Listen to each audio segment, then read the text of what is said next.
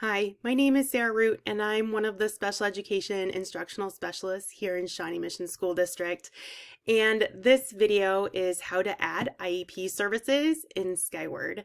So I'm going to start today by showing you here on this main page that it does give you a hint when we have to add our services that we need to complete the IEP info services over here in IEP information.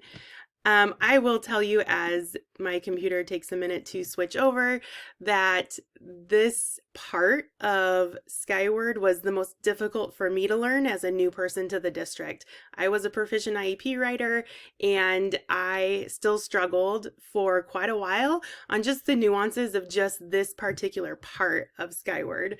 So this video is to help those of you who are maybe like me in that situation, but also maybe you've been around for a while and wouldn't mind some additional tips and tricks on adding services or adjusting services that maybe you haven't tried before, or maybe have tried different things and they didn't work. So I have a couple tips and tricks built into this video.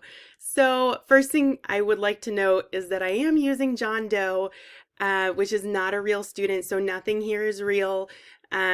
So don't worry, we're not sharing any student information out with the world. This is not a real student. So first thing that I like to do, make sure that when you are adding your services, make sure that IEP date is correct, or at least I hope it would be correct.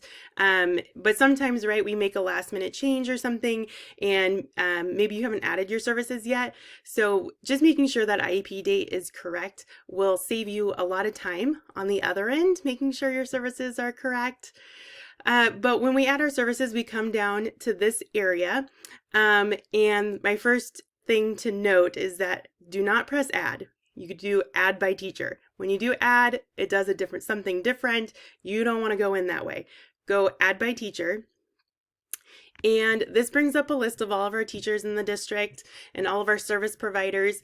When you put in for you're going to start typing in your last name, press enter. I've usually found that the first 4 letters should get you to your last name or thereabouts. For this example, I'm just going to use one of these teachers at the top. I'm going to use Danielle, and oh, my video's in the way. Select.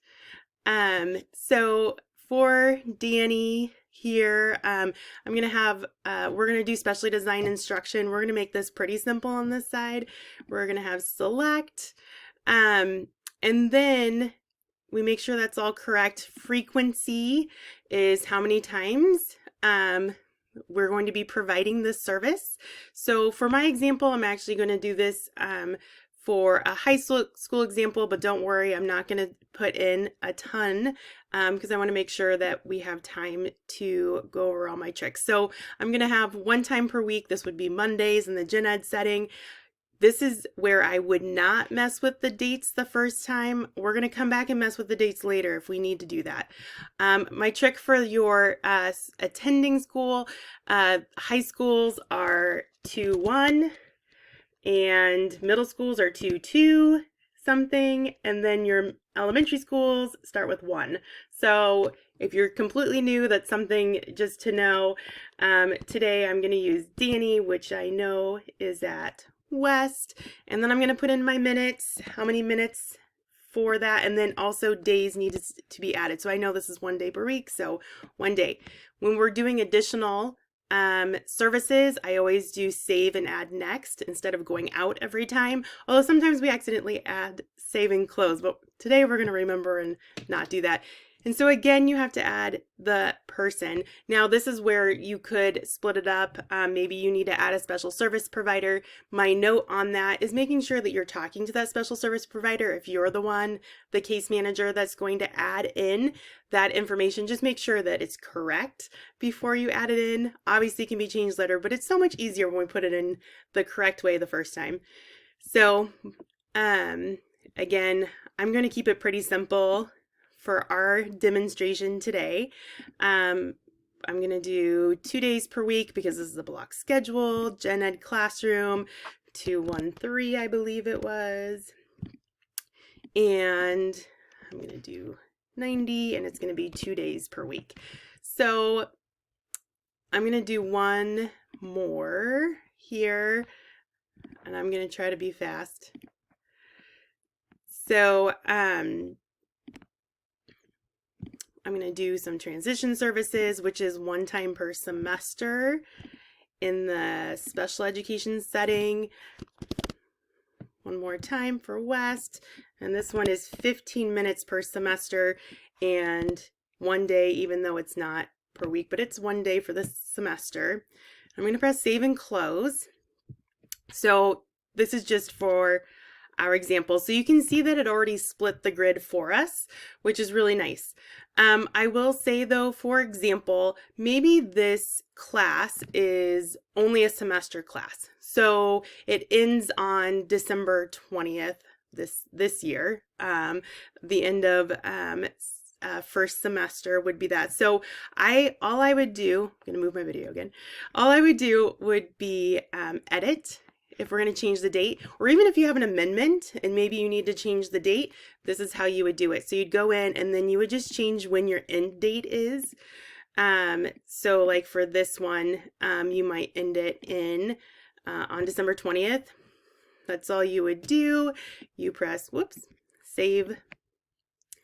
And so that's how you would edit the date. That is that's my trick for doing that. For whatever reason, when I've tried to add it on the initial screen, sometimes it really messes up this split grid when it populates. So that's why I always go back and add it in later. So for that one, for example, it ended that semester, so it wouldn't be the following semester. So I just highlight the one line and delete it.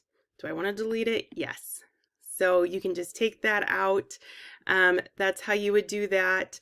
Another trick here would be that if you have a student who's a senior who is graduating, so a student that's not going to post-high or going to be a super senior, or at least you don't think so, you could go in and you would change that end date to be the graduation or the day that seniors are done. For this year, it would be, I think, May 17th last time I checked. I know that sometimes that day becomes a little subjective, but that's when I would do that. So I would go ahead and edit on this side of things. But the same thing is true if you're doing an amendment. You would just go in and edit those dates on this screen. So then when you're done, you can go back over to your IEP forms and highlight it and add it. And in the next video, you'll see how to get rid of those really annoying, pesky extra service grid lines. So that's what's coming next. Thanks so much. If you have any questions, please reach out either to myself or your instructional specialist, and we'd be more than happy to help you. I hope you have a great one. Thanks. Bye.